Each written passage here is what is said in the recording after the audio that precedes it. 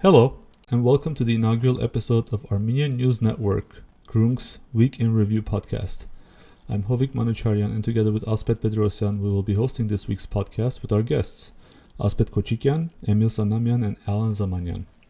Keeping up with news related to Armenia and Armenians can be challenging. The sheer volume of the news in the past few years has increased greatly, and along with that volume, we've seen the rise of the fake news phenomenon, contributing to the erosion of trust in the news media. The diversity of languages used by the worldwide Armenian community also poses a challenge for Armenian news. There is a significant portion of news that originates in Armenian, sometimes in Russian, and does not get adequately translated into English, or Western Armenian for those in the diaspora who are not proficient in Eastern Armenian. Finally, with the COVID-19 pandemic and the political turbulence in countries where significant communities of the Armenian diaspora reside, be it Syria, Lebanon, the United States, etc., many of our friends and colleagues indicate that they're simply overloaded with information and lack the time and energy to separate the good from the bad. So, we're creating this weekly digest of news and analysis that we find relevant to share with our friends and the wider Groong audience. Our goal is to provide a brief overview of the main headlines of the past week, and then cover a smaller set of more important developments curated by Groong editors and contributors who spend an inordinate amount of time daily to process Armenian news. We hope that over time this podcast will help our listeners in becoming more astute consumers of Armenian news. We will strive to provide a rich set of notes with each installation, with links to the most relevant articles and information as a starting point for your further investigation. Today's episode was our first attempt, and we'd love your feedback on all aspects of the show: content, format, technology, and how we can improve each time. Thanks for listening, and we look forward to hearing from you. One of the major issues this week was the continued saga over the Constitutional Court. So, let's talk about that limbo, and I'm going to do a quick intro, and then we can have a discussion.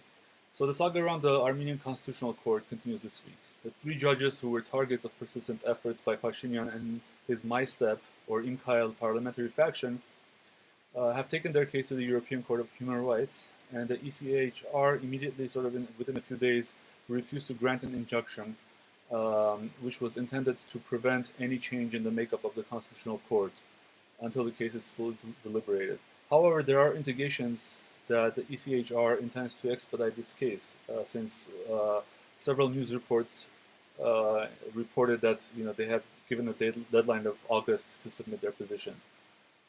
And also, let's remember that last week's amendments to the Constitutional Court have not taken effect, since President Sarkisyan has not signed it, and he has said that he won't sign it. And he also announced that he will not refer the bill to the Constitutional Court, which most likely will mean that the bill will be signed by the President of the National Assembly, Arad Mirzoyan, after the 21-day constitutionally mandated period expires. So I think we are in the first week of that, so we have 2 more weeks to go, or approximately. But this has left the court in limbo, where the critics say that the 3 justices who are still considered as serving their term, while the government maintains that the justices are out, even if the law hasn't been signed. And in fact, some of the justices tried to enter the court, and they were prevented from doing so by the police. So, with the 3 judges being out, and 2 judges who took vacation, for the first time since its founding, the Constitutional Court doesn't have a quorum, and this is the second week that is the case. So, going a little bit more into detail on this issue, I think is important for our listeners. So I'm going to quickly do a recap. The 2015 Constitution, which was coincidentally authored by Hrad Tovmasyan when he was Minister of Justice, reduced the term of the Constitutional Court judge to 12 years. Previously, it was until retirement. So that can be seen as a positive, in my opinion. But in order to bridge the gap between the old term limits and the new ones, the new Constitution included a transitional clause, which effectively means that the new term limits only apply to newly appointed justices. So the old justices were meant to serve their terms for life, while new justices would have a 12-year term. And this would mean that Hrari Tolmasyan would get to serve until his retirement in 2035, and he would maintain the position of chairperson of the Constitutional Court. And recapping again sort of the steps, first, they opened a criminal case against Tolmasyan in late 2019. However, the Constitutional Court refused to lift his immunity. Subsequent to that, they passed a law giving the CC members the option to retire early with full pay, and which critics say amounted to a legal bribe. None of the judges took that option. The third one was once the retirement enticement failed to bear fruit, the Imkhal parliamentarians decided to solve the issue via constitutional referendum. And we all know that it got cancelled due to COVID. In June, the National Assembly tried to solve the pattern again via controversial changes to the Constitution. And this is where we're sort of at. But they failed to heed the advice of the Venice Commission to seek approval from the Constitutional Court before voting on it during the second reading. Additionally, the president also signed away his right to sign constitutional changes. And I believe this is one of the this may be one of the contentions from the opposition. I don't know if they will complain about this specific aspect in their appeal to the Constitutional Court. Lastly, the National Assembly changed another law, the law on the Constitutional Court, which appeared to be in conflict with the Constitution itself now, and because it specified different periods when the terms should take effect. All right, so so what happened this week? The three judges that are being removed appealed to the ECHR, citing three measures. One of the measures was a request for an urgent ruling based on Rule 39 of the ECHR declaration, and they wanted to prevent the makeup of the Constitutional Court from changing before the full case is heard. And meanwhile, another Constitutional Court session failed to be heard because of lack of quorum. There are three judges who are in legal limbo, and two other judges are on vacation. Essentially, we are in gridlock.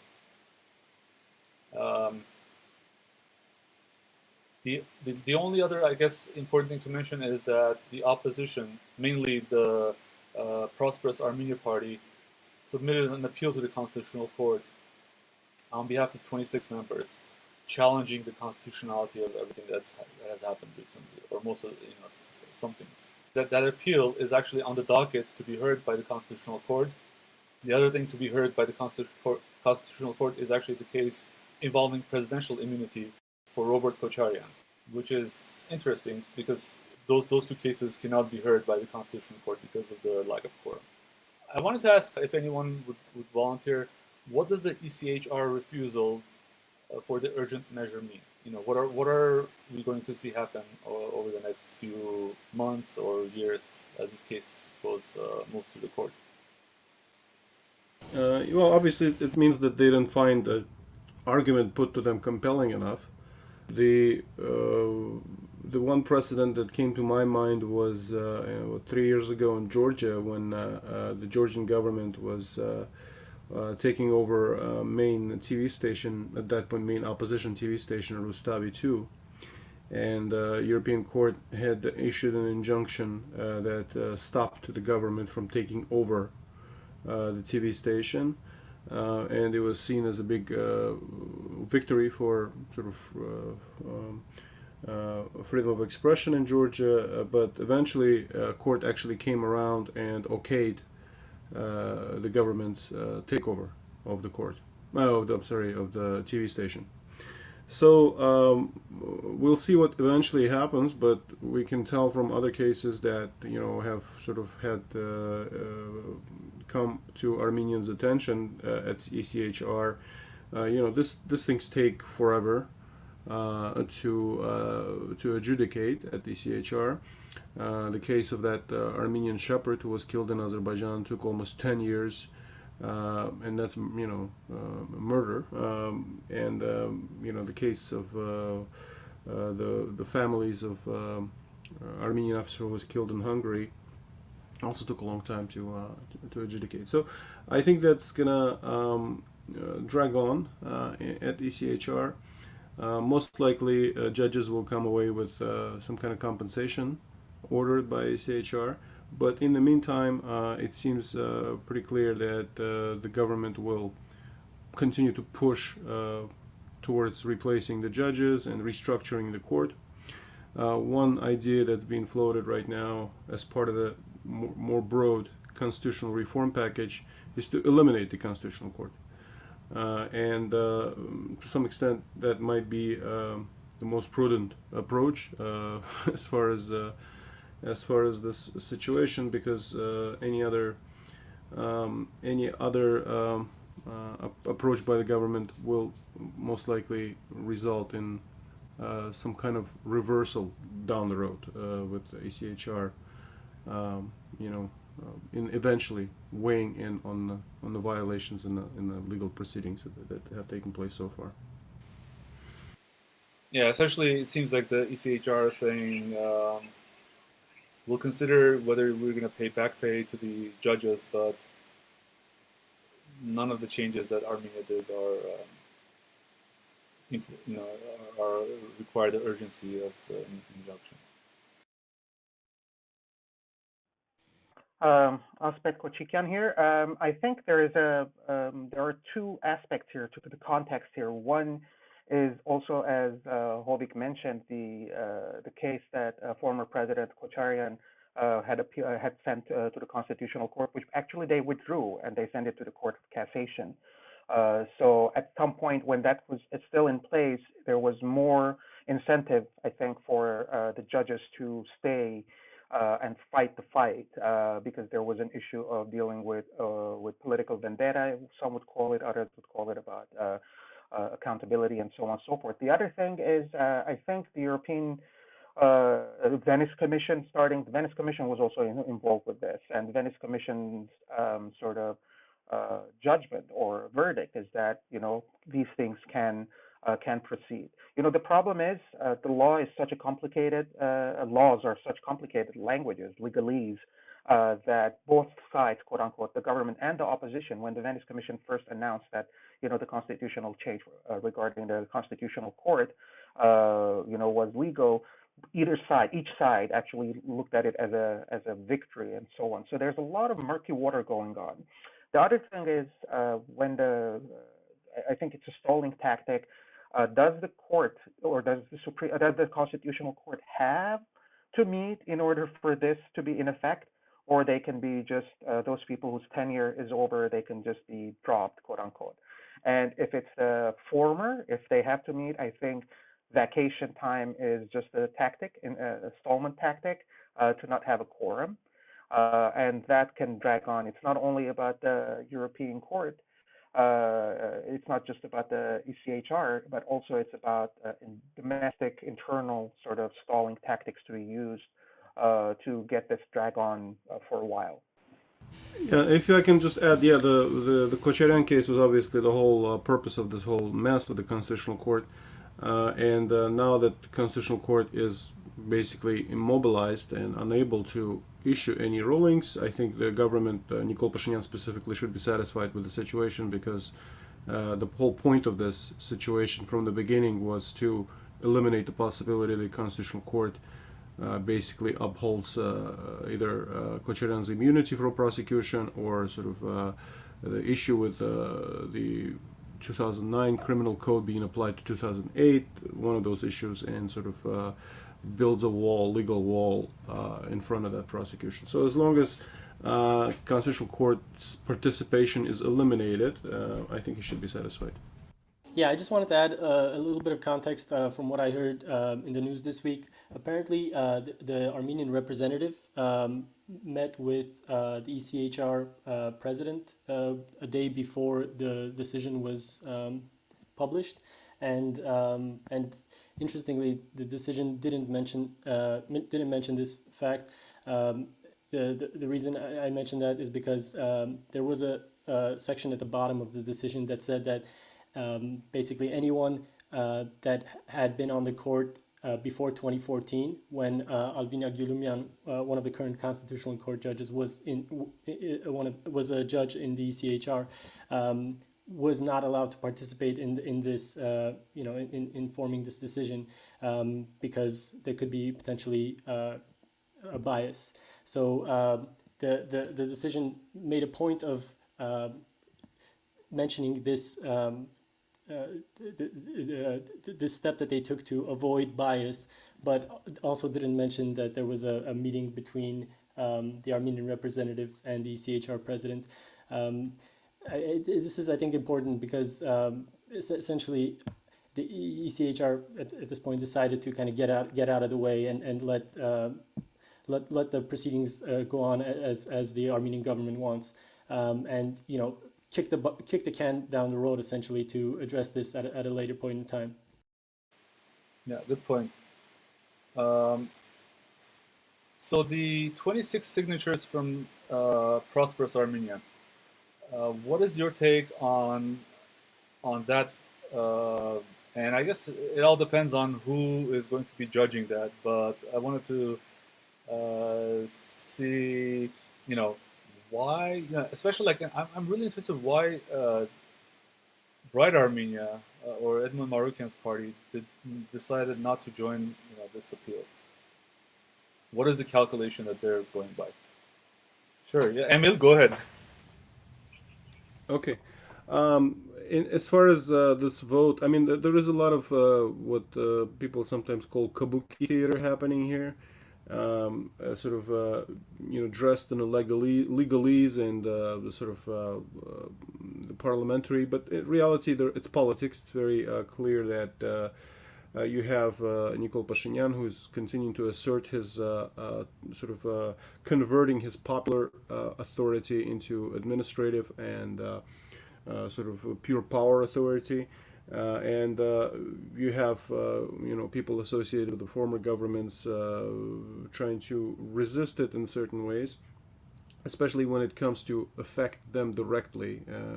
Obviously, had 𝐀𝐬𝐻 not been charged and 𝐀𝐬𝐻 not been sent to pre-trial detention, I highly doubt he'd be politically involved in any of this. And similar story with Serge Sargsyan. I mean, up until he got involved, sort of trying to help 𝐀𝐬𝐻 via the Constitutional Court, he was sort of left alone, and people associated with him, his son-in-law, weren't all that upset with Nikol Pashinyan. They're trying to accommodate with him. So you have this kind of two poles created, the former governments and Nikol Pashinyan.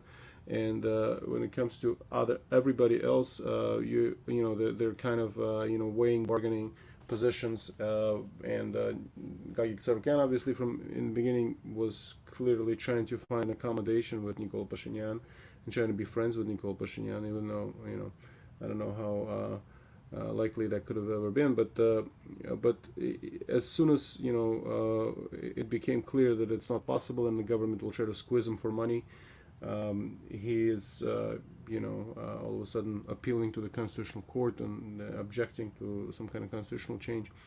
When it comes to Marukian, I think there is a calculation there that he wants to find sort of be that third force that is not seen as allied either with Robert 𝐀𝐬𝐻 or Nikol Pashinyan.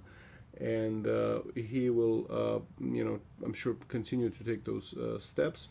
Because from the perspective, I think from a perspective of even legal action, any kind of appeal by the parliamentarians against the change of the constitution and change the constitutional law would have been futile, considering that the court was already considerably immobilized. We didn't have really constitutional court in a position to sort of challenge the government from the beginning. If we go back again to the time when they took this case under consideration, if their position was to challenge the government, they would have probably ruled on it within weeks, or even days, just like Parliament took a couple of days to change the constitution.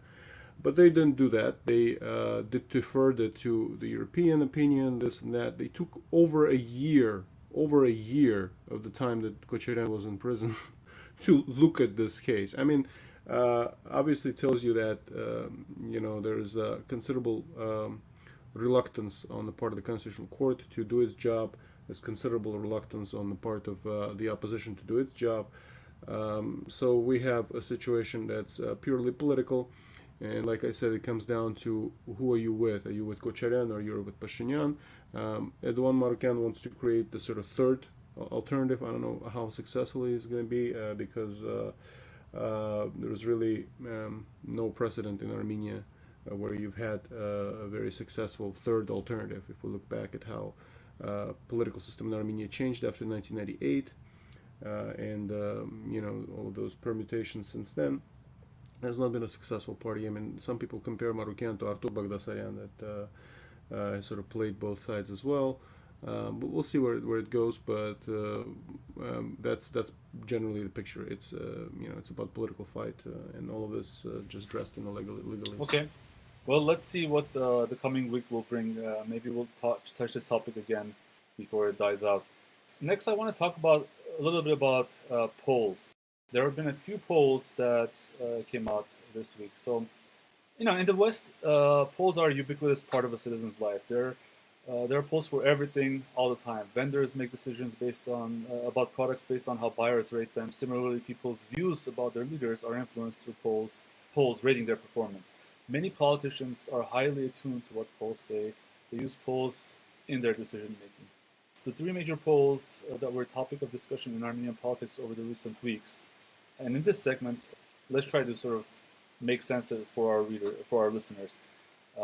So all three polls appear to show a significant amount of popular support for the executive government, despite the recent rocky news related to COVID and consolidation of domestic opposition forces. But how are these polls conducted? Who conducts them? How does data turn into information? And how does information turn into knowledge and decisions? Do these polls truly reflect the reality of the ground in Armenia? Or are they simply a continuation of what has become tradition in Armenia, where political polls almost always conspicuously favor the party in power? Okay, so the three polls. First one is from MPG LLC. And this is also called Gallup because MPG is part of Gallup International Association. And this poll yielded headlines such as 88.1% of survey respondents positively assess Armenian PM's activity. The poll particularly resulted in a heated discussion in our own Facebook group with Samvel Farmanyan, a former Republican member of parliament and co-founder of Cardiac Media, joining in the discussion. One of the arguments brought up in the discussion was that this is the same MPG group that found that Serge Sarkisyan and Karen Karapetyan had no other competition for the position of prime minister as late as April 2018. This is the same MPG group that in 2013, during the elections of 2013, claimed that Serge Sarkisyan had 69% popularity while Rafi Hovhannisyan had only 11% popularity. So, is it not valid to question the reliability of any of these polls that come out of MPG? So the second poll that I want to talk about, and I'll just go over three of them and we can go dive into more details, is the Caucasus Barometer, and it's from a group called Caucasus Resource Center, CRCC, and they publish public opinion data sets across the three Caucasian countries. In Armenia, they conduct the polls of individuals sampled from public voter lists published by the CEC. The polling was done in person with more than 60 questions covering a range of topics. While the results were published recently, the poll was actually conducted in February and March. So this is pre-COVID. And here are some interesting results from that one. So around 24% of Armenians want to leave the country forever. You might think that's bad news, but if you look at 2017, that number was 35%. However, the best value for this was in 2008 when only 20% of Armenians wished to leave Armenia. I want to say that that's good news, but it's still sort of depressing. On to a few more political questions. 80% say everything will be fine in 2020. Compare that with 47% in 2017. 71% approve of the executive government. In 2017, that was 20%. So these two questions are hugely in favor of the current government. And the third question was, which party is closest to you? Where only 35% said Civic Contract, which is Pashinyan's party, and 42% said no such party. That's a discrepancy we can deliberate. And the last poll was from EU Neighbors East, and this one, again, measures something called level of trust in institutions. And again, the trust in government was 76%. Trust in parliament was 59%. And they're both huge margins of improvement over 2018. The other poll by the EU, the other question from the EU poll that I found interesting was, what do you consider to be the most pressing problems facing your country? And only 35% said unemployment, which is down 50% from 2019, which is down from 50% in 2019. Even though there is no, I don't think there's any economic statistic that says actually unemployment improved. The other measure, which is standard of living, in 2020, 26% concerned about low living standards, and in 2019 this was 34%. So again, people are less concerned about poverty, without me seeing any justification that actually poverty has improved in Armenia over the last 2 years. I may be wrong. So okay, let's begin with the MPG Gallup poll. Does this poll pass your smell test? Asbed K. Thanks, Sadiq. I'd rather not discuss the analysis of the polls in because it can in detail, because it can end up being quite politicized and can be drawn different ways. I think regardless of what polls do or the methodology of the polls, one thing that one needs to keep in mind is the Bradley effect.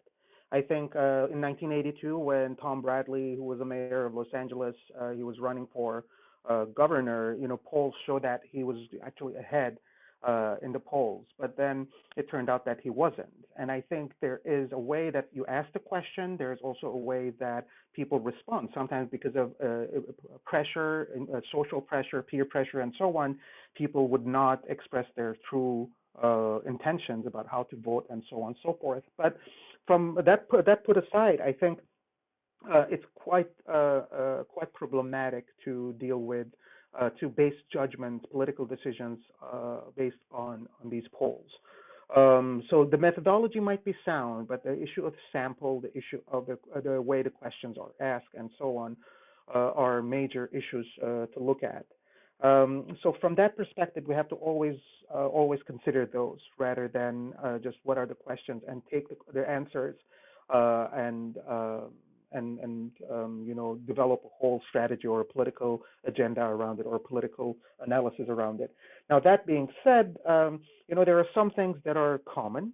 For instance, people being more hopeful, people trusting the government more, and so on and so forth, regardless if they are pro-government or not. But the fact that in 2018, after the Velvet Uprising, Velvet Revolution, it ends. I think there is a sense of optimism, even if you do not agree. There's more level of more openness by people. So that is one. But the other thing is that politics in Armenia is like a pendulum. Whoever's in power today will end up being the most popular. So I think, again, the polls, obviously, they show what people think right now, but there's also the time delay, right? Government, how is the government performing? When the question was asked in February, March versus now, it would be interesting to see the follow-up for that after, COVID-19, after the pandemic.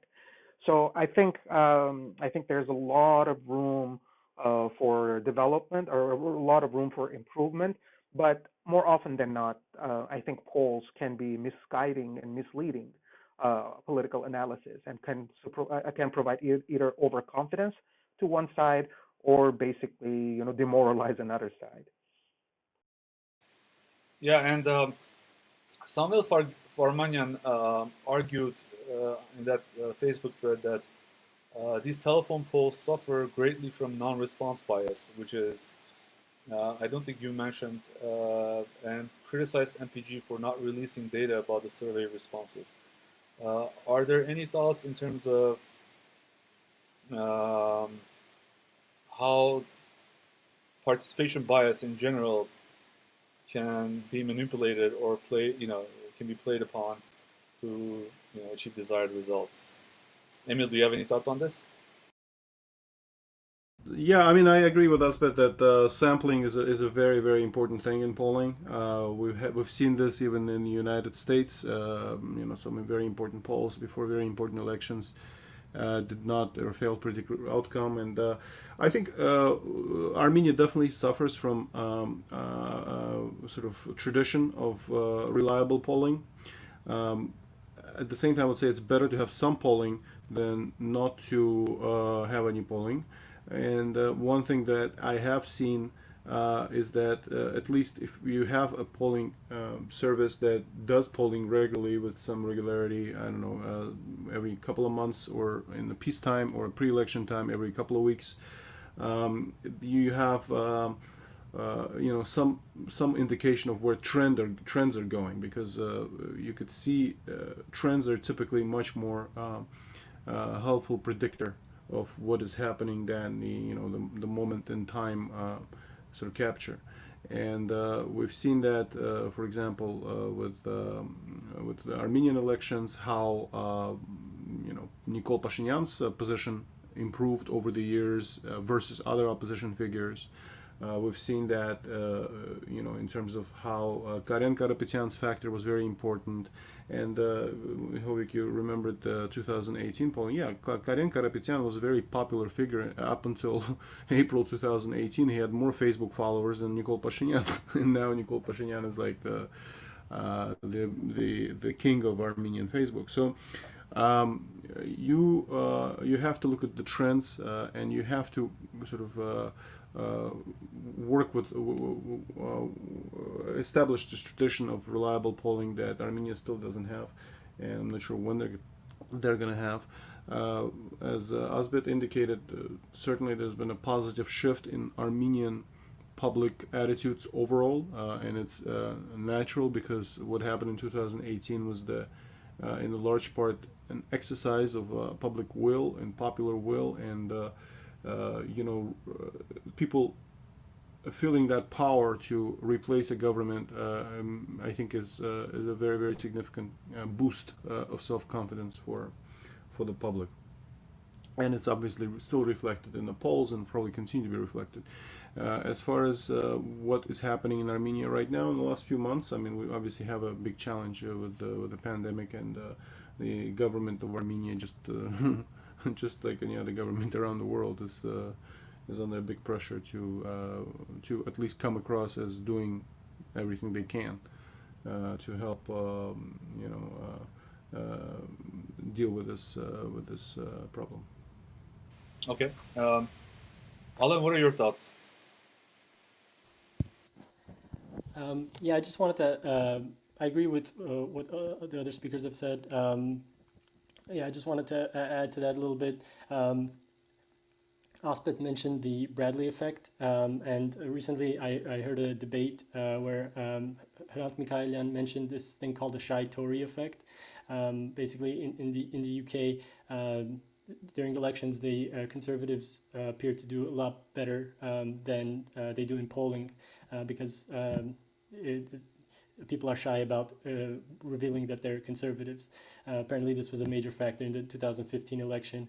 And I thought, just in general, these different effects in different sort of environments, basically saying the same thing, that polling can sometimes be flawed. Not to say that that's necessarily the case in Armenia. It's very possible that this is an actual reflection of popular opinion, at least 4 or 5 months ago. But just something to definitely think about. And yeah, I think I definitely agree with Emil. The tides turned very quickly in Armenia. Yeah, in 2018, 𝐀𝐬𝐛𝐞𝐝 𝐊𝐴𝐻 was very popular. In the 2017 parliamentary election, the Republicans won almost 50% of the vote, and then a month later, Taron Markaryan and the Republicans won 70%, 70+% in the Yerevan municipal elections, and 18 months later, the Republicans had lost both of those. And My Step won 82% in the Yerevan election. and yeah, I feel like I feel like in general, any political party in Armenia has a relatively small percentage of loyal followers. I don't know what that percentage is, maybe 5%, maybe a little bit more than that. But whoever wins gets a huge bonus. And, everyone wants to be on the side of the incumbent, on the side of the ruling party. And right now, we're not in a state of equilibrium, but at some point, I feel like we will get to the point where there will be a little bit more parity across the political parties. And also, just to touch on what Hovik said about the non-response bias, and also what Emil said, really the non-response bias is interesting only in the context of comparisons. If the non-response bias is 40% now and it was higher in the past, then that's a cause for concern, and I think it's worth at least discussing what may be the cause of that. But if it hasn't changed, and I haven't looked at the numbers, then that's a different question. Yeah, they did not publish the participation rate for the MPG one, but actually the Caucasus Barometer one, the response rate to the 2019 or 2020 was 37.14%. Meanwhile, back in 2013, that same survey got a response rate of 65%, so almost twice as much, or nearly twice as much. I couldn't find information about 2015 or 2017, but I think anyone who is dealing with the Caucasus Barometer one should probably look into why there was a huge difference. But the other question I want to actually ask, which is, do you think that any of the populist activities that took place at the time of polling, so for instance, for the Caucasus Barometer in February, March, there was the constitutional referendum campaign going on and the constant sort of attacks against the constitutional court. Do you think that any of those actions by the government could have an temporary effect on the polls? And Alsped, I don't know if you have any thoughts on that, on this. Oh, well, absolutely, Hovik. You're right. I mean, again, when you're asked a question at the moment, the respondent, will be influenced by their perception of what's happening at the moment. So if they feel that they have a good job, if they feel that things are going okay, or if they approve of the government, government activities, they will end up, giving high marks to the government and other institutions. If let's say there's a scandal in the military at the time of the poll, then people's perception and approval of the military institutions or the security institutions would be less. So absolutely, I think this is one of the constant problems, and that's why political parties and politicians in the West, more so than in Armenia, they try to maintain that plateau of constantly, appeasing the public to be able to get good grades, good marks, and obviously that intensifies when you get closer to elections or major polling timetables. So definitely, I think that's the case, and that's why it's like astrophysics, right? We don't see the light that is coming now from the sun. It's like 7 minutes ago. The light that we see now from the sun is 7 or 8 minutes ago, and so on. So the polls that we're seeing now is a reflection of what was happening, what was the mood like in Armenia in February, March. Yeah, and as we close this topic, what conclusions can we draw from the three polls? I think we talked a little bit about it. But also one question that I asked Farmanyan, which he didn't respond to, he adamantly claimed that Pashinyan's popularity rating was actually in the 10% range. And he said that the telephone polls by MPG were being manipulated. But is there something that the government can do to help strengthen the Institute of Polling itself so that it's more reliable? Elspeth is shaking his head.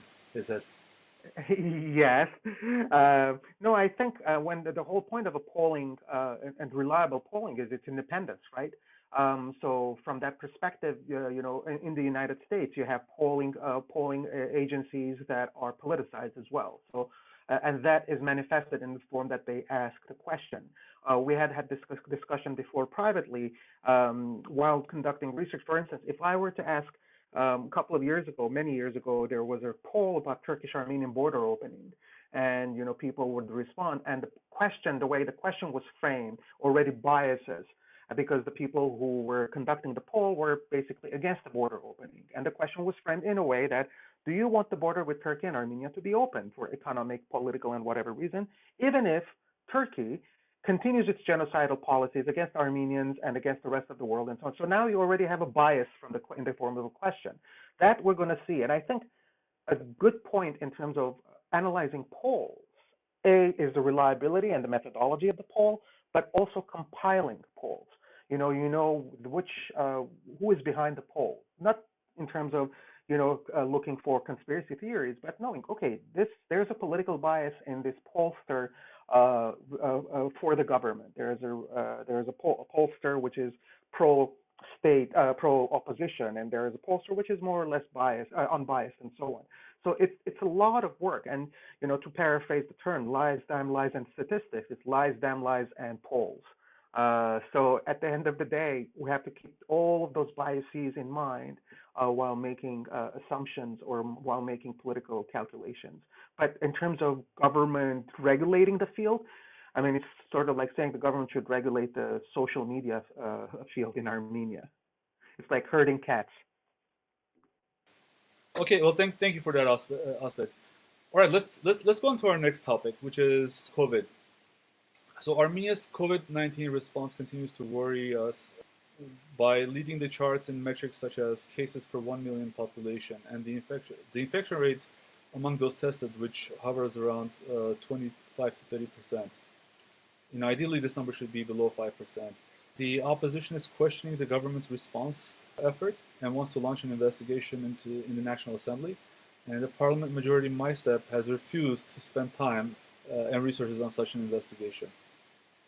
Meanwhile, the Pashinyan administration is doubling down on its strategy of containing COVID, apparently through masks, by increasing fines and upping enforcement efforts on the ground. There have been videos circulated on Facebook of police brutality against people not wearing masks.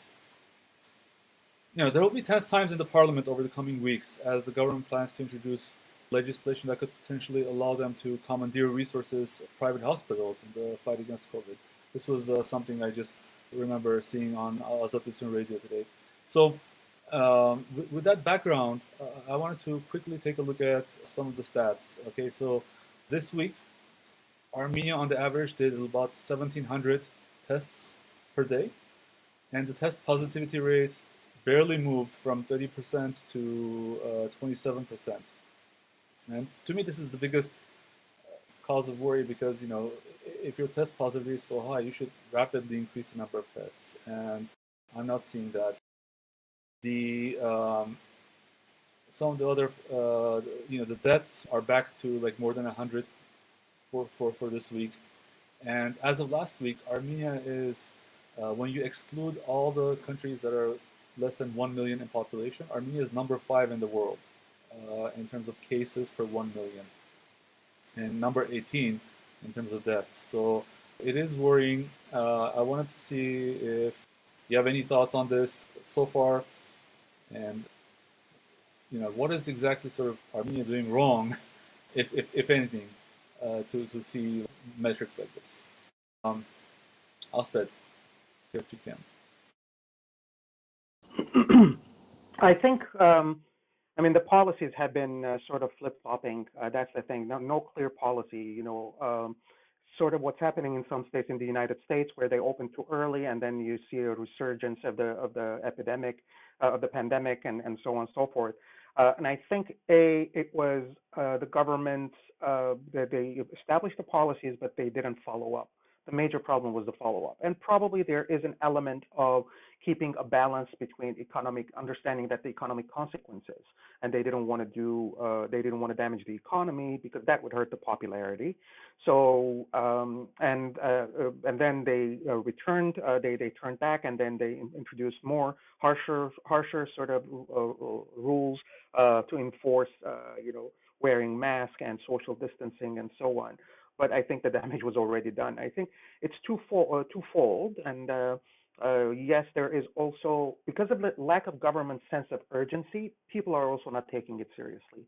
We've seen this in Brazil, for instance, where Jair Bolsonaro, downplayed the virus and people were not wearing, and then we see that he caught the virus now, and in the United States and other places as well. So I think at the end of the day, leading by example, that was one of the biggest challenges of the government.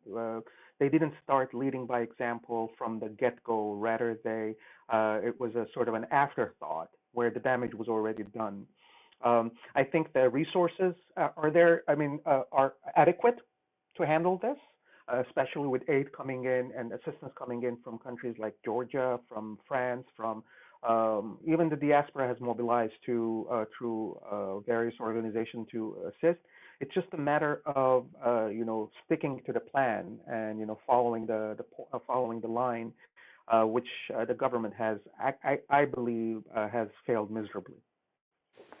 Yeah, so the parliamentary inquiry actually is the fight over that is interesting because the opposition is accusing the government of mishandling the COVID-19 crisis.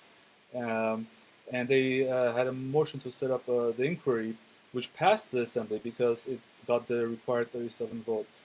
But just like before, when there was another incident, I think it was referred to as 𝐀𝐬𝐤𝐢𝐚𝐧, the majority can still essentially sort of thwart this by refusing to endorse the actual composition of the committee. There have been very emotional arguments on the Facebook group itself that say that this is a waste of time and resources, and we're in a war, and we should focus on fighting COVID, and we'll figure this out later. But I wanted to ask our participants what you thought of this move, and what outcome can we expect from such a commission, assuming it is allowed to be set up in the first place? And since Ospet just answered, let me ask Alan, what are your thoughts on this inquiry?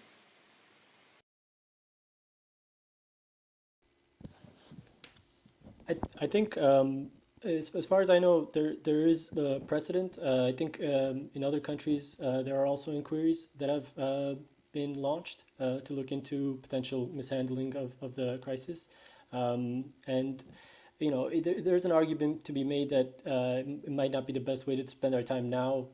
Maybe it's better to handle this after everything is done, and we have the sort of the advantage of hindsight, because I am also critical of the way that this government has handled the crisis, but there is to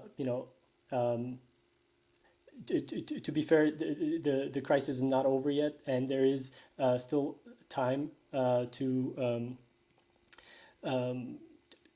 potentially correct some of the mistakes that were made earlier in the handling of the crisis. But yeah, I agree with Ospet that the flip-flopping and a lot of the decisions that were made early on made it much harder for Armenia to come out of this with minimal losses. The main issue, I think, was at the onset. If there was a very orchestrated and planned approach, then we could have minimized the exposure to the virus early on, and that would have allowed a more surgical approach to containing the virus. And the surgical approach would then obviously mean that there was minimal disruption to the economy, which is also something that Ospet mentioned.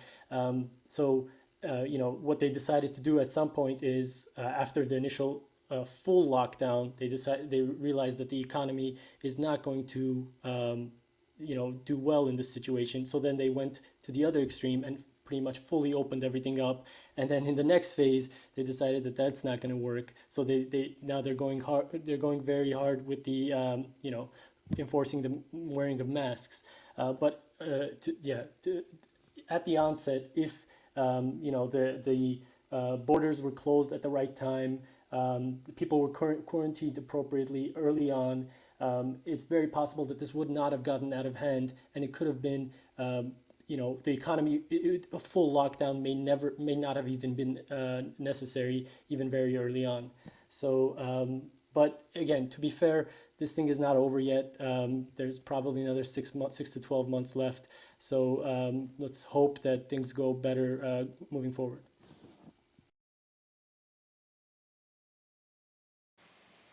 Okay. So one thing I'm fascinated by, well, not fascinated. I mean, I'm a huge proponent of masks, but the government's policy around wearing masks and heavily optimizing for that is what is perplexing me. So Armenia continues to press its citizens to wear masks in an effort to increase compliance. Earlier in the week, the majority faction, 𝐀𝐬𝐛𝐞𝐝 in National Assembly, introduced and then promptly withdrew a bill that would increase fines. In addition to increasing general compliance, the government has changed its guidance recently and actually asks people to not wear cloth masks and instead wear surgical masks if they can afford them. This seems to be a slight distinction from any other government, at least in the United States that I've seen. And at a government meeting on July 2, Nikol Pashinyan actually seems to suggest that he's going to call all citizens to only to use factory-produced masks. I just can't help but think about the financial implications of this move.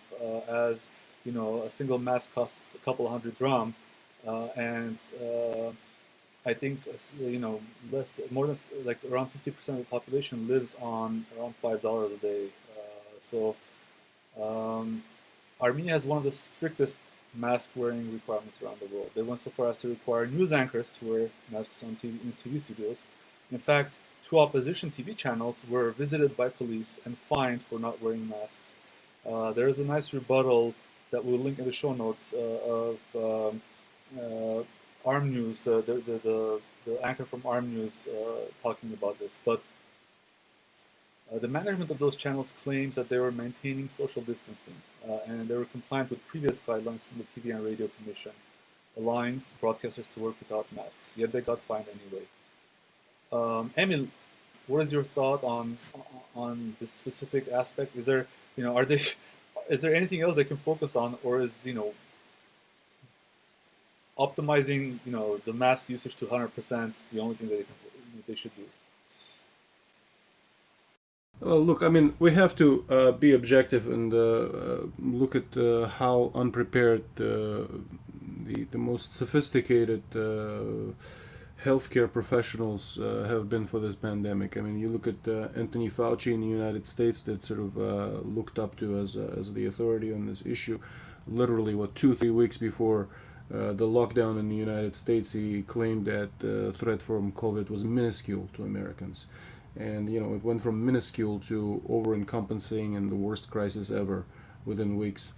So to expect that the Armenian government would have been in any way better prepared for this, considering how unprepared it is for everything else it has to deal with, totally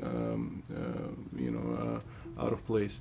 If we look at how other countries have dealt with this issue, we already kind of touched on some of the successful cases of suppression, including Georgia. Of course, we have a bunch of island nations, mostly in Asia, be that Taiwan or Singapore, or Australia and New Zealand were able to isolate and sort of suppress. They obviously have considerably better medical systems than Armenia does. Armenia wasn't able to do that for reasons that we can already mentioned, some bad management and also bad luck. But now that it has sort of it's in Armenia and the suppression has failed, all we can do, and all we can expect the Armenian government to do is to mitigate the problem and sort of make sure that they have enough healthcare capacity to address this. And so far, it seems like there's been enough healthcare capacity. I think from the data that I've seen in the last few weeks, Armenia has reached its peak of the infections. We will not know until we will know, but it appears that they have. And if we look at all the other cases around the world, this is basically the only way out is for the epidemic to finish, and it will finish when it will finish. In the meantime, if I can switch gears, I don't know if you're following the situation on the Armenian-Azerbaijani border. It seems like the problem of COVID is considerably problem for Azerbaijani government as well, and right now they still haven't reached their peak. Just judging by their population and whatnot, and the trends. And it seems that in the last few weeks they have been openly threatening to sort of resume military political pressure on the border with Armenia, and they appear to have had done it. And just a few hours ago there was a major clash on the border. So I think this coming week we will have a new distraction from Yeah, COVID we saw the reports of 2 dead and 3 to deal wounded with. from Yeah. the Azeri side, and apparently Yeah. no. So yeah, that is going to be sort of distracting Armenia's and Azerbaijan's attention, I think, for the coming probably days and weeks. We returning to the COVID issue. Yeah, I mean, you just have to be patient, and I think the problem from the beginning was the big problem was the panic, because initially there was underestimation of the threat, and then there was the overestimation of the threat, and immediate lockdowns in most places, and without consideration that lockdowns can only last a certain period of time, maybe a couple of months at most, without damaging people in various ways. So in Armenia's case, obviously the lockdown was introduced too early, way before there was any major spread in Armenia. And when it was lifted, it was of course lifted too early as well. But it just they had to lift it, and now returning to the lockdown, it's unclear how helpful it's going to be to sort of mitigate the situation.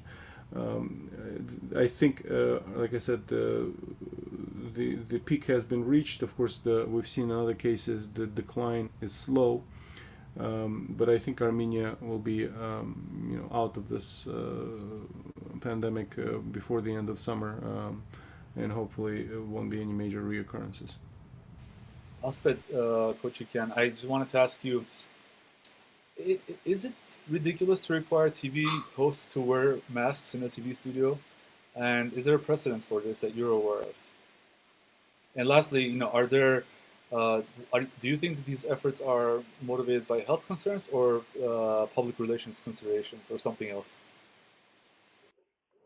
Oh, both. I think there might be political and health concerns, but look, it's a matter. The law is also a matter of interpretation, right? If I were to say, if the law says that in any enclosed space, when there are more than 3, 4 people, everyone has to wear a mask, then a studio, a TV studio where you have the camera people, you have the reporters, you have the producer, and so on, they have to wear a mask. I understand the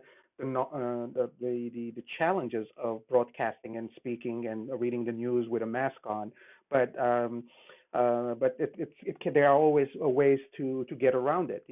TV stations can isolate the speaker in a separate room who she or he can remove the mask and speak. But this raises a bigger question that under the guise of COVID-19, governments have been able to crack down on opposition and so on. I don't think that Armenia is there yet in terms of the level that you would see in other places like in Hungary or in China, for instance.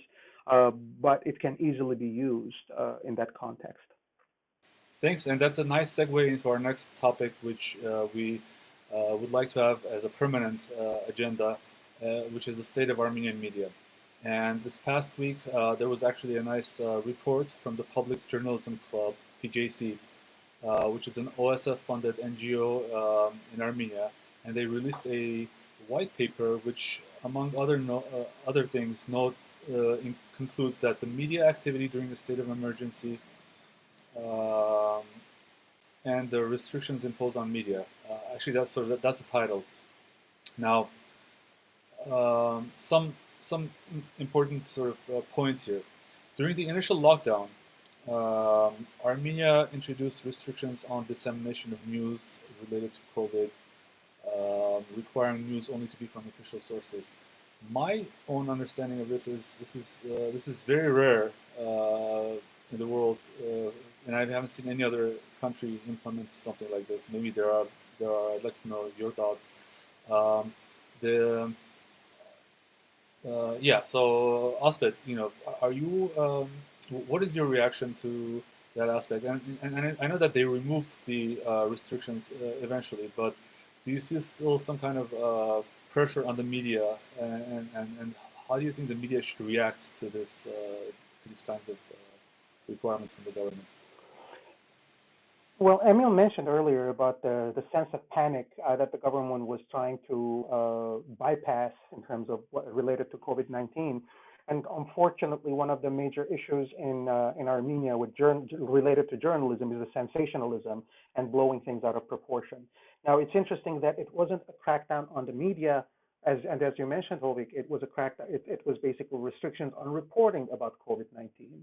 The road to hell is paved with good intentions. Probably the intention there was to make sure that false information will not be disseminated. But I think it's the major challenge. I personally myself am torn between the idea of should the media be free to report anything, even if it's completely bogus and completely hysterical and factually doesn't have any basis, or you should let people say whatever they want, knowing full well that citizens would be, are more likely to believe sensationalist news than regular news or more factual-based news. So, and there are cases, but those are not the golden sort of standard, right? China, for instance, in terms of focusing on or cracking down on the media. So I think that is a major challenge in terms of how much you can allow false information about COVID-19 spread, or the usage of mask versus non-mask, or COVID-19 is a hoax, and so on, to be disseminated in the public sphere. I'm personally am not sure. Again, their heart might have been in the right place, but of course it can easily be misdirected and be used in a general way to marginalize, vocal critics of the government. Asbed Bedrosian, actually, I wanted to ask you, do you have any thoughts on this issue?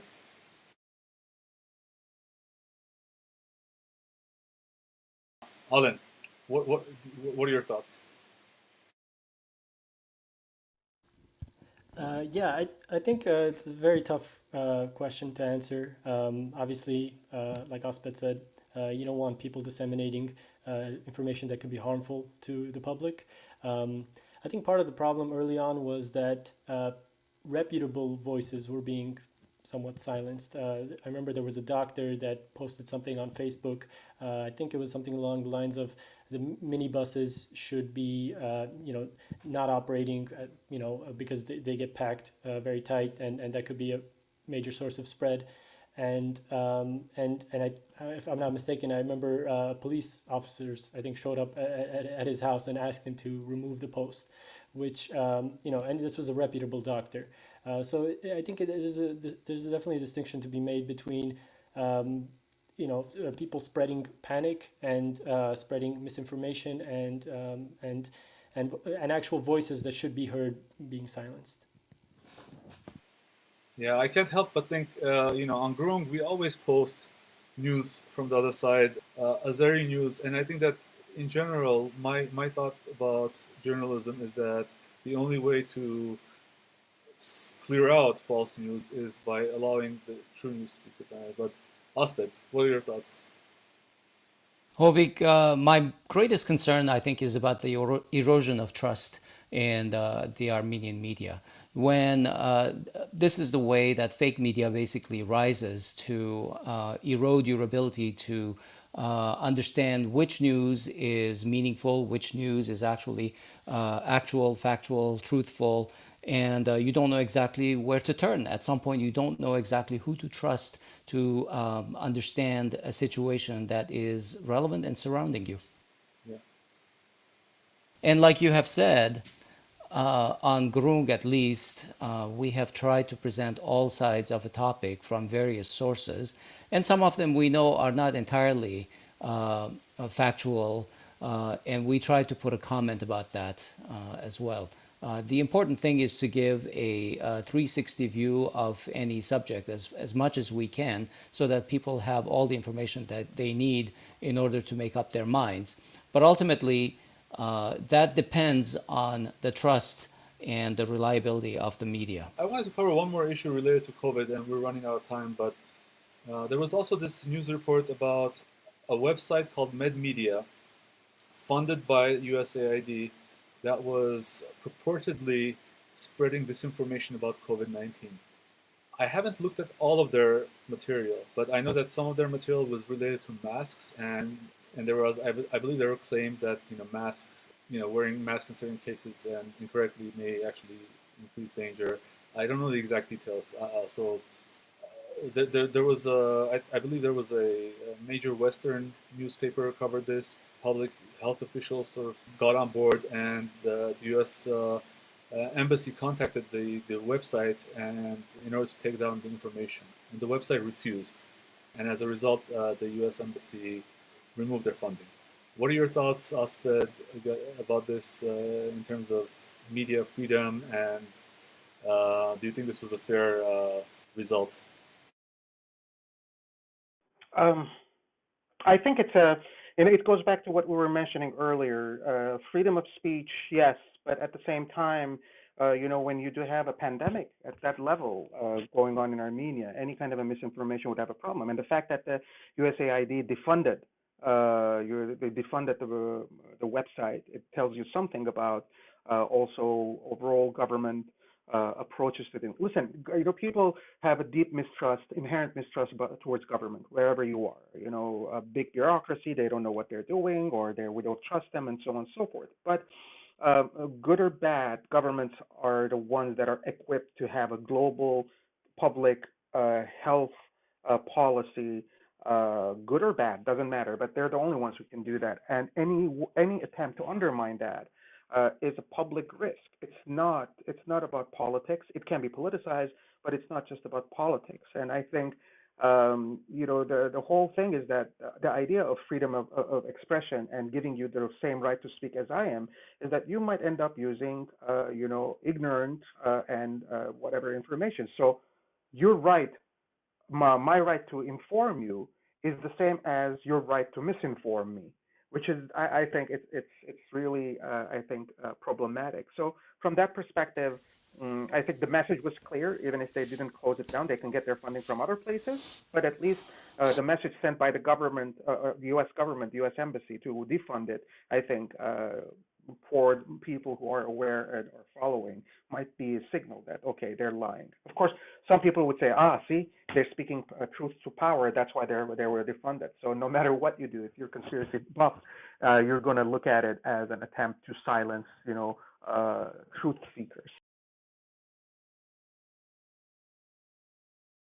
So I just remembered the conversation I had on Twitter with another user, and they were mentioning that Armenia, there's a lot of mask denial in Armenia. But I just want to point out that there is a significant number of experts or people, who are considered doctors and experts in the U.S. and in the West who also harbor such views, and they are not being silenced and they're not being muted. So where do you draw the line? And Emil, since I think we're running out of time, I want to turn it over to you. What are your thoughts about the state of media during this COVID pandemic and anything else that we discussed recently? State of media during the pandemic, it's a challenging situation. It's an issue that's that is unprecedented for most people working in the Armenian media.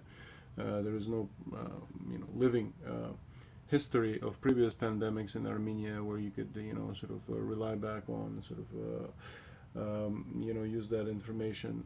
I've seen people, serious people make wrong assessments, and not just in Armenia. I already mentioned the Fauci example in U.S. So it's a challenging environment. I think the masks issue you were talking about. There is a sense that the masks or hand washing and all that are like cop outs by the government to sort of do something obviously visible that that they can kind of enforce and sort of cover up the failure of either contact tracing or isolation or medical response, etc. So As long as this pandemic is progressing, there's going to be a lot of different emotional responses to it, and I expect the government to do its public relations and damage control. One thing that I have to say is that just imagine this whole situation happening with Serge Sargsyan still in power. And Nikol Pashinyan being the leader of the opposition. the mess in Armenia would have been a lot worse, I would say, considering how Nikol Pashinyan would still be running around the hospitals and exposing the government. But the level of panic and the level of disarray would have probably been much higher. I'm happy that this is happening while the government in power enjoys a considerable level of support, maybe for reasons that are not particularly logical or rational, but it's just the reality. And what will eventually happen, I can't rule out the possibility that maybe in 5 to 10 years, when Nikol Pashinyan is out of power and he's replaced by somebody who's not particularly sympathetic towards him, there's going to be a commission and there's going to be a court case against Nikol Pashinyan and blaming Nikol Pashinyan for all the deaths in Armenia. I don't know. I mean, it's possible that this will play out, but like I said, it will be a derivative of political biases and political circumstances rather than objective criteria. Okay, well, thanks for that. Any other closing comments from our guests? All right. Well, so this concludes our first podcast. I want to thank you again for participating here with us, and let's see what our listeners think about it. And that concludes our show. Please write to us. You can do it on our Facebook page, ANN Groong, GROONG, or our Facebook group, Armenian News Network Groong, or from our website at groong.org. Thank you, and we look forward to hearing from you.